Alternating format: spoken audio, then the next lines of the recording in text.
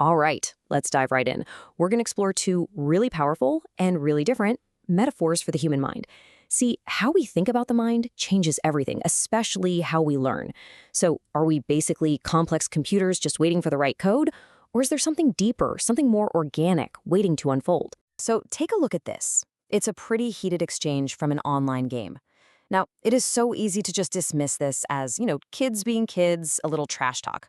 But what if this kind of interaction, this intense, rule-bound, and, let's be honest, pretty emotional engagement actually reveals a fundamental truth about who we are as people? And that idea brings us to the work of a Dutch historian named Johan Huizinga. He proposed something truly revolutionary, that play isn't just a fun pastime. He argued it's the very foundation of all human culture. Now, when Huizinga talks about play, he doesn't mean something frivolous. For him, play is a structured world that we choose to enter. It's separate from everyday life. It has its own rules we all agree to, its own goals, and it creates this amazing mix of tension and joy. He called it stepping inside a magic circle. And get this, his most radical claim was that our identity as players is more fundamental than being thinkers or tool makers. He argued that before we were Homo sapiens or Homo faber, we were Homo ludens. We were players first. So this is where it gets really interesting. This whole idea of play goes way beyond a chessboard or a video game. Huizinga saw the structure of play. Well, he saw it everywhere, especially in our most serious institutions. Just think about that for a second.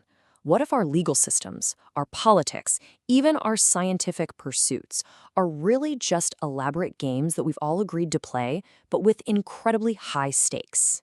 And you can see this in action all over the place. A courtroom trial, that's a game with strict rules about evidence and procedure. Ancient warfare, with its codes of honor and dueling, was a deadly serious game. Even philosophy and art grew out of contests, debates of logic, and poetic competitions. They all operate inside that magic circle. Okay, so if our whole culture is fundamentally a game, something creative and voluntary, not just mechanical, then that forces a really big question about us, the players. Does the idea of a mind as a computer just programmed with data really fit this picture of a playful, creative human being? Or does the very nature of play hint at a totally different kind of mind? For decades, the dominant metaphor has been the mind as a computer. It processes info, runs on logic, it gets programmed. But there is this challenger, an ancient idea that's finding new life, that sees the mind completely differently, as a fountain. Not something that gets filled up, but something that overflows and unfolds from a source. So where does this idea come from? Well, we have to go way back to a neoplatonic philosopher named Plotinus. He didn't see reality as something that was built, like a machine.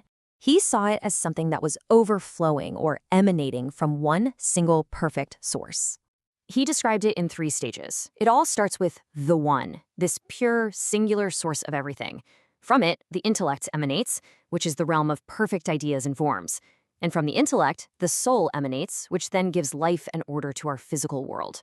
The key here is that reality isn't built piece by piece. It unfolds, layer by layer. And what's wild is that this ancient idea is popping up again in modern philosophy.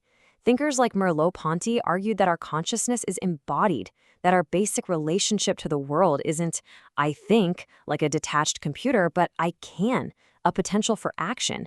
And Marcus Gabriel says reality isn't one giant data set for a computer to process, but a huge number of different fields of sense that our minds are built to engage with. So let's bring this all back down to earth. If the mind isn't a computer we program, but a fountain of potential waiting to unfold, what in the world does that mean for how we teach and how we learn? Well, it means education totally shifts. It stops being about data transfer, just filling an empty bucket with facts, and it becomes about cultivation.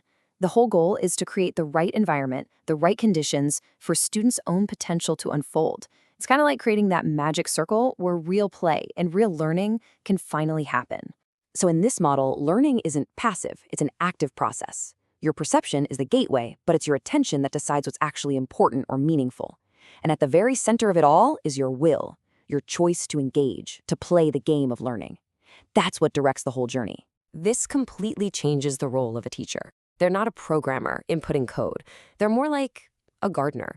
They don't build the plant. They tend the soil, they make sure there's sunlight, and they create a space of resonance where the student's own mind can grow and unfold on its own terms. And look, this is not just some abstract philosophical argument. The metaphor we choose to believe has huge, real-world ethical implications for how we see ourselves and how we treat other people. I mean, think about it. If we're just machines, it's a very short step to treating people like things. Things that can be measured, manipulated, and optimized for maximum performance.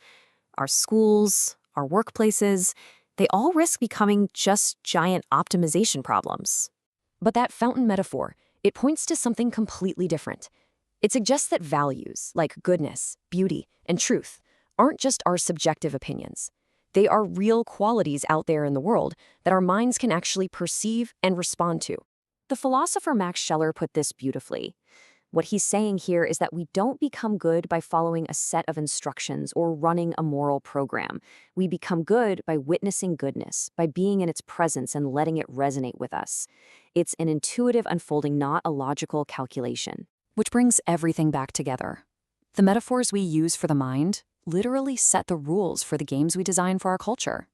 So the question we have to ask ourselves is, are we building systems designed to program efficient machines? Or are we creating playgrounds that allow the human spirit, the player inside all of us, to truly grow, to create, and to unfold?